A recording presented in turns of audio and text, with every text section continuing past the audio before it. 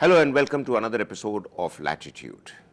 China's desire for global respect has been dented by Beijing's refusal to accept the judgment of the Permanent Court of Arbitration, which has rejected China's territorial claims in the South China Sea, leading Beijing to warn that the region could become a cradle of war.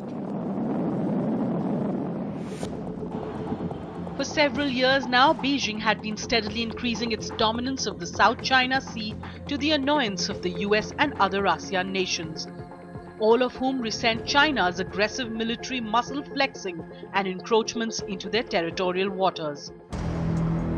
But it was the Philippines that decided to take the Chinese to an international tribunal at The Hague to contest China's encroachment of Scarborough Shoal, located close to the Philippines in the South China Sea, which is surrounded by Southeast Asian countries, all part of ASEAN.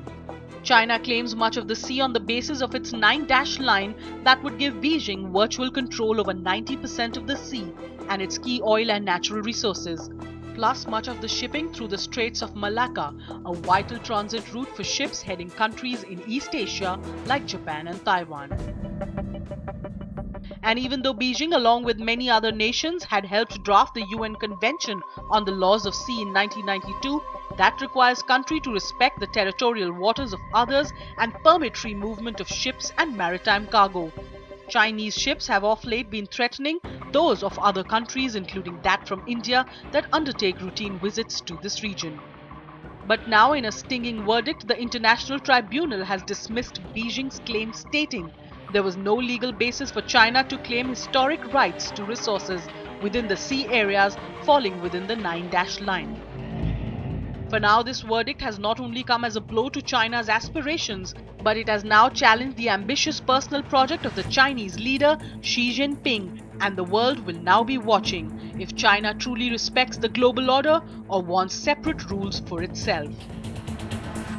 Joining me to look at these several issues that concern the South China Sea dispute, Beijing's position, its geopolitical implications, we exclusively have with us Commodore Uday Bhaskar, a well-known strategic affairs expert, but a man with immense experience on maritime issues, having been earlier the director of the National Maritime Foundation and the Institute of Defense Studies and Analysis, and currently the director for the Society of Policy Studies. Commodore Bhaskar, sir, China's historical claims have been dismissed. Why is that so? And how binding is this judgment going to be on China? The historical claim advanced by China in the maritime domain has been rejected, and very unambiguously, by the tribunal at The Hague, primarily because there is no locus, meaning that as far as the maritime domain is concerned, territoriality, which is linked with the land, has been extended by the Chinese government ostensibly on historical claims. So this very well-informed tribunal, which has some very eminent jurists, had seen this very carefully and rejected it, primarily because after UNCLOS came into being in 1982, there has been a certain norm or an understanding about what constitutes the equivalent of territorial waters, and beyond that, how an exclusive economic zone could be defined based on certain principles. I'll come in here, sir. UNCLOS, that is the United Nations Convention for the Laws of Seas, is something which everyone quotes. India has been quoting that, so has the United States. But China has repeatedly been dismissive about it, and more so, big powers in general are known to only quote and follow the rule book if it suits their strategic agenda. If it doesn't suit them, then they don't follow that. And China has been quoting the rule book, particularly in recent months, about India's NSG membership, India's claim to nail Hafiz Saeed and others in Pakistan for sponsoring terror at the UN. So what is it that the world can do to enforce a principle that they expect China as an emerging global power to respect? You know, Maroof, what you raised is a very interesting aspect of China's strategic culture, meaning that when it suits Chinese interests, they invoke law and convention. And there is a very anomalous situation even as far as the UNCLOS is concerned, which is that the United States is not a signatory, but it conforms to the principles of the UNCLOS. China ratified the UNCLOS in June of 1996. And over the last 10 years, it has been invoking or using the principles of UNCLOS in its dispute with Japan in the East Sea. And interestingly, when it comes to the Philippines and the current situation as far as the South China Sea is concerned, it has rejected it. And as you know, the Vice Minister has used very intemperate language, called it waste paper, and so on and so forth. I think the challenge, and this is a geopolitical issue, how do we evolve norms wherein major powers also conform to what you might call as international law? And I think that is the challenge today for the global community when China has I would say, in such a disparaging manner, it has rejected international law primarily because there is no validity in the historical claim. So I think that is the starting point. You cannot apply territoriality in the maritime domain. If this is accepted, the next thing you know, it's absurd, but China can claim cyberspace. And yeah, well, I mean, there are two issues that emerge from what you're saying. One is about historical claim, and the second is, the China's lack of positive responses whenever China feels that it should be getting the world to see the situation as China does. Now, I wanted to say that in the case of South China Sea, China has been doing a lot of muscle flexing. It's been building islands. It now wants to create an air defense zone. It also says that it will take action against those countries that challenge its maritime agenda there. So what can be the counter to the Chinese approach? Well, on a matter of law, the particular decision from The Hague has made it very clear that in as much as China has invested in these man-made structures, the fact that you have the equivalent of an artificial island, that which is man-made, does not give you any maritime entitlement, such as the exclusive economic zone. So basically what Hague has said is that this is a no-go. You cannot create an artificial island and then claim a 200-kilometer exclusive economic zone. And this is a very important ruling. But the real challenge is, can it be enforced? And that is where I think you hit the road hits the rubber kind of thing, the rubber hits the road, meaning who will take on China? Because already China has announced quite categorically that they will announce an air defense interception zone, the ADIZ, which they did in 2013. Now, I cannot see any of the regional countries actually challenging currently the Chinese muscular military assertiveness, if you will. They are using their private maritime militia, boats which are not part of the PLA Navy or the Coast Guard, but which are bumping, particularly Philippines and Vietnamese boats. So I think we have a regional challenge. It's going to be a very serious political cum security challenge for ASEAN.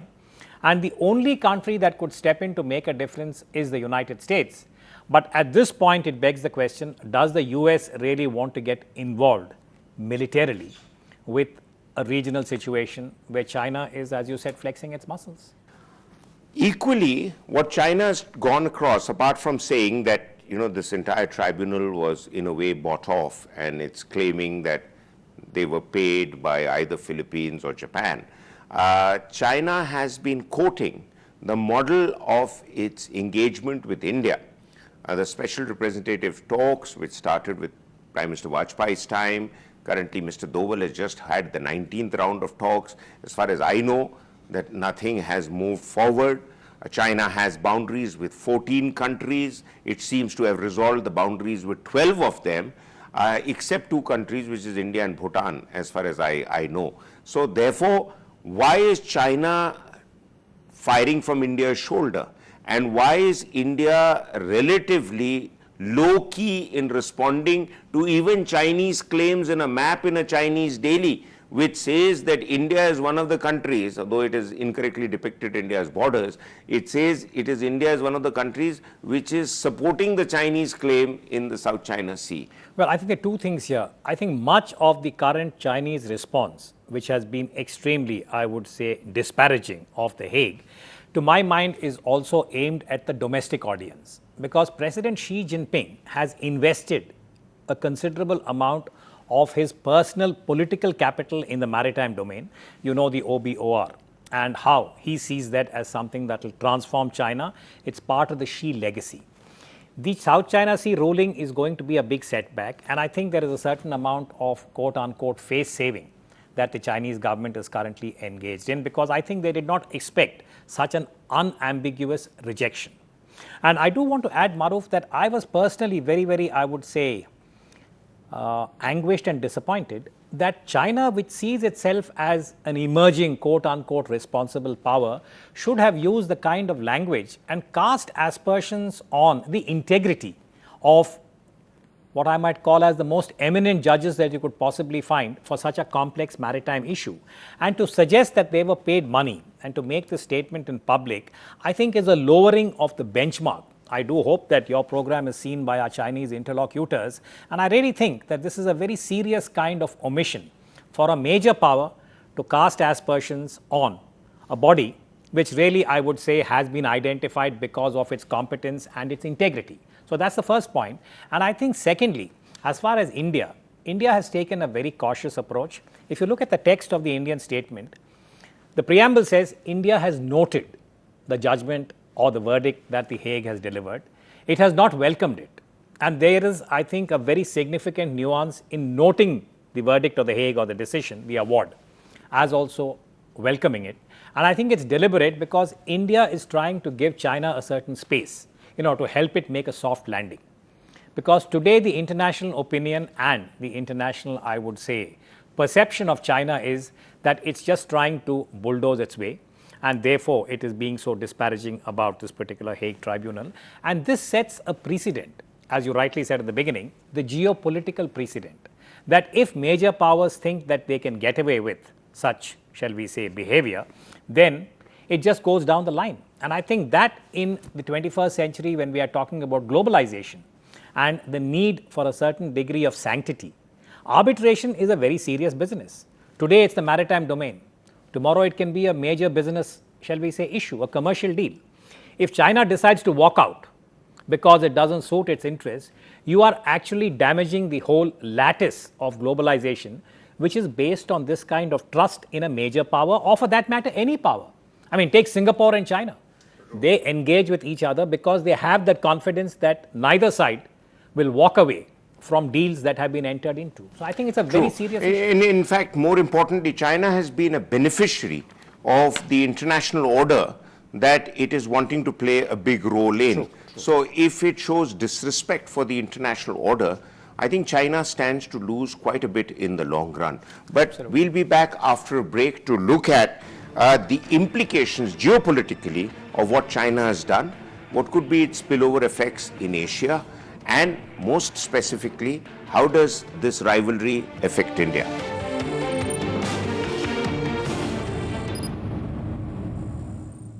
Welcome back. We still have our expert on maritime, geopolitics and geostrategic issues with us, Commodore Uday Bhaskar, sir.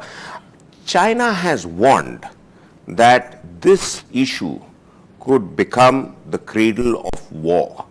Obviously, a kind of language which should concern the world. The last I remember a major superpower using this kind of language was at the time of the Russian President Boris Yeltsin. And that was some decades ago, and it did make the world nervous. So do you think at least the Southeast Asian countries would be beginning to feel nervous, or they're going to follow the Philippines line? I think the region, and I would say even the global community, is very concerned at this very intemperate turn of phrase. Cradle of war, as you rightly said, is not the kind of language that you would expect from, quote unquote, a major power when it is unhappy with the decision of an international tribunal. There are other phrases, by the way. If you see the Chinese media and you see the blogs, I happened to do a quick survey, the hardline faction within China is rallying around President Xi and actually encouraging what you might call as a muscular response, and references, as you said, to the ADIZ and various other actions that China is now indicating that it would take. Now, the smaller countries are clearly not only nervous, but they are concerned about what next. But if you look at the extended region, all the way from Japan to Australia, there is a lot of unease. Now, the so-called rise of China is not going to be peaceful. And you can expect that there would be what you might call as countervailing moves by other countries, especially if they feel the need to challenge this unilateral assertion by China about the ADIZ, because it goes against the basic principle, the freedom of navigation, and the fact that the territoriality that is being claimed by China in the maritime domain constitutes the high seas. So I'm also a little concerned, and one can only hope that the major powers are able to have a quiet consultation with China and encourage them to follow the little opening that the Philippines has provided now, saying that we could even consider the equivalent of some kind of joint sharing. And I think ASEAN will be very relieved, because at the end of the day, ever since China embarked on this particular path, you can see the cracks in ASEAN. And there are some countries now which have identified themselves with China. And I think that in turn would be very detrimental to the regional security architecture. So we do not want a belligerent China, neither does the world want a petulant China, which is walking away, whether it's from UNCLOS or the basic, I would say, ethos of globalization. So there is a view that while the Straits of Malacca leading on to the South China Sea and then going beyond that towards Japan is a major route for a lot of maritime activity. About 55% of India's trade passes through that region. Much of the trade and the oil and energy sources for Japan and other countries also pass through that region. Obviously, if China is going to unsettle things there, people will begin to really seriously wonder what other route to take. The counter argument is that while India could, in the event of a push come to shove, block Chinese activity from the Straits of Malacca, and I want your take on this as a naval expert, but equally people said, how long can you hold on to the Chinese push if it comes?